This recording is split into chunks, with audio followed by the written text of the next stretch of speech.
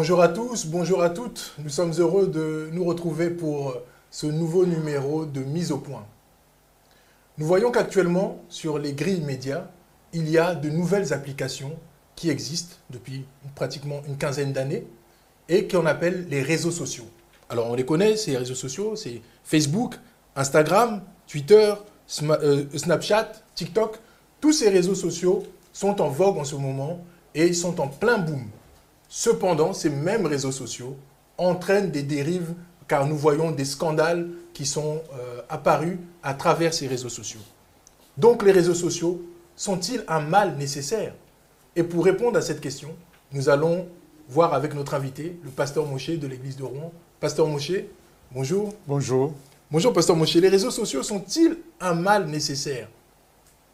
Non, il n'y a aucun mal qui ne puisse être nécessaire. La seule chose de nécessaire, c'est recevoir le salut en Jésus. C'est ça qui nous amène au ciel, vivre éternellement dans le bonheur. Tout le reste, bon, ce qui est mal, c'est mal, mais bon, ce que je peux dire, c'est un outil, ce sont des outils, voilà. D'accord. Ce sont des outils, mais par contre, qui emmènent à des dérives, parce qu'on voit qu'il y a quand même des choses graves qui se passent derrière ces outils-là. Il y a des personnes qui se suicident en direct, il y a de l'impudicité qui est manifestée à haut niveau. Et nous aussi, en tant que chrétiens, parfois nous utilisons ces réseaux-là. Oui, comme beaucoup d'outils, les couteaux, bon, ça mène aussi à tuer. Le vin, ça mène des dérives. On est sur le principe de 1 Corinthiens 6, 12 qui nous dit tout m'est permis, mais tout n'est pas utile. Tout m'est permis, mais je ne me laisserai asservir par quoi que ce soit. Voilà, on ne peut pas dire que d'emblée comme ça, être dans un réseau social, c'est mauvais. Puisqu'il y en a qui utilisent ça pour être en contact les uns avec les autres. Mais il y a des dérives. Donc c'est rester dans les limites. Maintenant, je ne peux pas dire ni c'est nécessaire, c'est pour un être humain d'être dans un réseau social du net, ce n'est pas nécessaire, puisqu'on a dit est-ce que c'est un mal nécessaire? Je ne dirais pas que c'est nécessaire, ce n'est pas nécessaire, mais si ça arrivait, ce n'est pas non plus un péché. Voilà, mais à chacun de connaître ses limites et d'éviter, s'il le faut, ces réseaux sociaux-là. D'accord. Nous savons que ces réseaux sociaux sont dirigés quand même pour la plupart par des personnes qui sont proches de certaines, de certains mouvements occultes comme le Nouvel Ordre Mondial. On voit, il y a des Mark Zuckerberg, toutes ces personnes-là, qui utilisent ces réseaux, enfin, qui ont créé ces réseaux sociaux-là. Et nous, en tant que chrétiens, nous utilisons aussi ces réseaux sociaux. Est-ce que nous participons un petit peu à l'objectif qu'ils ont derrière tous ces réseaux sociaux-là? Ça dépend de la manière dont on utilise ça. Parce que nous, en tant que chrétiens, on nous a dit aller prêcher la bonne nouvelle à toute la création.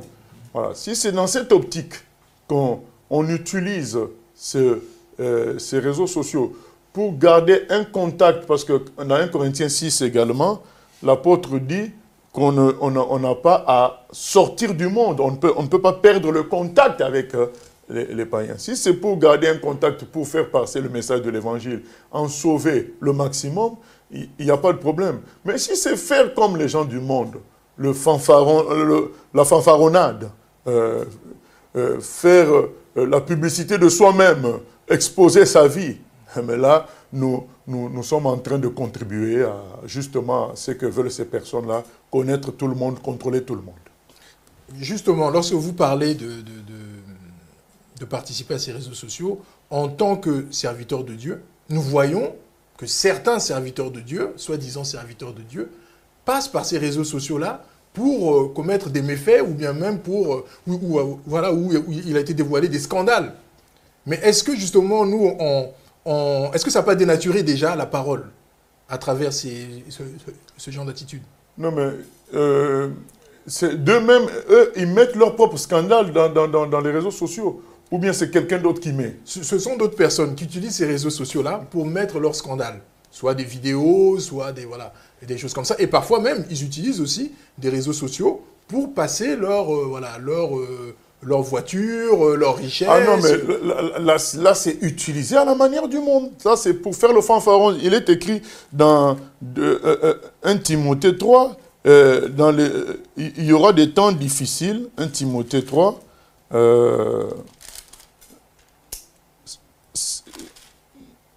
pardon, 1 Timothée 4, excusez-moi, 2 Timothée 3 plutôt. Sache que dans les derniers jours, il y aura des temps difficiles, car les hommes seront égoïstes, amis de l'argent, fanfarons. Au fait, c'est la fanfaronnade. Donc, c'est la manière dont les réseaux sociaux sont utilisés, notamment Facebook, les réseaux sociaux, Instagram, tout ça, qui présentent la vie des gens. C'est de la fanfaronnade, montrer ce qu'on est, même c'est imaginaire, parce que quand les gens regardent, ils pensent avoir affaire à un homme heureux, puissant, glorieux. Après 6 mois, on va apprendre que la personne s'est suicidée, elle était malheureuse. C'est de la fanfaronnade. Donc, c'est une vantardise même par rapport à des choses imaginaires, quoi. C'est pas bon. Et c'est ce que fait beaucoup de gens, mettre leurs anniversaires, leurs choses pour, voilà, fanfaronner. C'est pas bon. Et malheureusement, des serviteurs, des prétendus serviteurs de Dieu font aussi cela. Ça montre qu'ils n'ont rien compris aux choses. Normalement, nous, comme l'apôtre Paul, comme Jésus, en son temps, ils allaient dans une synagogue pour parler de Dieu, même si ce n'était pas le lieu que eux, ils avaient décidé de constituer, parce que Jésus a créé son église. Nous aussi, on va là où on peut trouver les gens. Dans les réseaux sociaux, on peut trouver les gens. On se met là-bas et on présente l'évangile.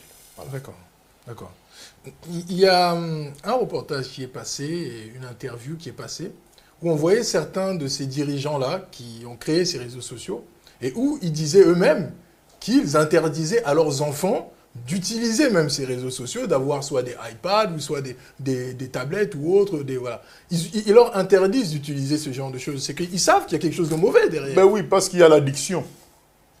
Ces réseaux sociaux créent l'addiction, créent des comportements compulsifs. Les comportements compulsifs, c'est des envies, de besoins qu'on n'arrive pas à modérer. Ces réseaux sociaux ont cette capacité-là. Il y a des gens qui vivent dans ça. D'ailleurs, c'est pourquoi ils créent un réseau social encore plus dangereux, le métaverse, donc, où les gens seront comme dans une deuxième vie. C'est encore plus dangereux parce que là, ça peut amener les gens dans les voyages astraux. Voilà, c'est ce qui va se passer. C'est déjà fait d'ailleurs, où les gens vont acheter des maisons, vivre dedans. Quelqu'un peut rester devant l'ordinateur toute la journée ou pendant des jours, mais vivant ailleurs, voilà, dans son métaverse. Un univers en quelque sorte parallèle. C'est ce que sont devenus, c'est ça l'avenir des réseaux sociaux. Et ces gens-là du nouvel ordre mondial ont le but suivant, c'est qu'en finalité, à travers tout cela, ils fassent bouger l'image de la bête. Parce que la fin du monde se clôture avec l'adoration de la bête, de l'image de la bête, l'adoration universelle d'une image. Et qu'est-ce qui peut unir les gens d'une manière universelle? Ce sont les réseaux sociaux. Puisque physiquement, c'est difficile que les humains voient la même chose en même temps. Voilà, puisque nous sommes une sphère. Voilà. C'est pas plat, c'est une sphère. Et on ne peut pas voir la même chose en même temps, mais à travers les réseaux sociaux, on pourrait voir la même chose en même temps.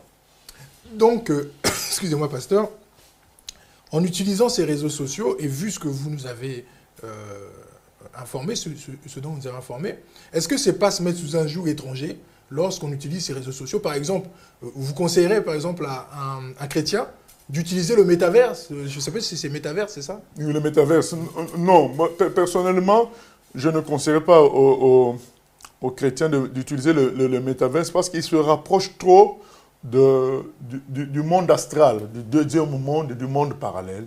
Et je déconseillerais ça aux chrétiens. Donc en fait, ces personnes du nouvel ordre mondial veulent banaliser en fait le fait de faire des voyages astraux, le fait d'avoir... Voilà, le contact avec les esprits. Ils veulent banaliser ça. D'accord. Donc c'est ça leur objectif et leur but, pour ensuite emmener l'image de la bête. Voilà, l'objectif c'est que les gens ne soient pas étonnés de voir des créatures autres que les créatures humaines.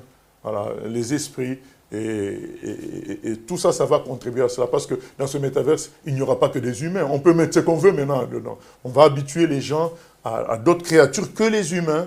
Et on a vu ça avec un film, là, Avatar. Voilà. Et ça va aller toujours plus loin, de sorte que quand il y aura une sorte d'invasion démoniaque à la fin des temps, les gens ne seront pas surpris, considéreraient ça comme une sorte de, voilà, de film qu'ils ont déjà vu, quoi. Voilà.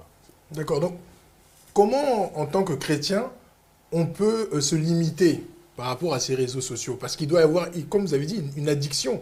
Donc, il y a quelque chose qui doit peut-être nous piquer lorsqu'on est sur ces réseaux sociaux-là et qui font que nous sommes maintenant attachés à ça. Oui, comme on a lu, pour beaucoup de choses, hein, tout m'est permis. Hein, YouTube, on ne peut pas dire que quelqu'un qui va sur YouTube, c'est satanique directement ce qu'il a fait. On ne peut pas dire que quelqu'un qui est pas sur Facebook, il a péché. Non, c'est un endroit où les gens postent des choses.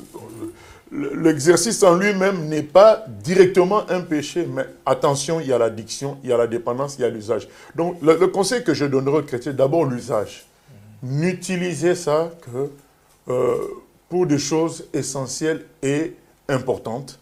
Et deuxièmement, veillez à ce que, comme il est écrit, je ne me laisserai asservir par quoi que ce soit. Veillez à ce que ça ne prenne pas le dessus sur vous. Dès que ça commence à prendre le dessus, soyez prêts à vous désabonner d'un réseau social.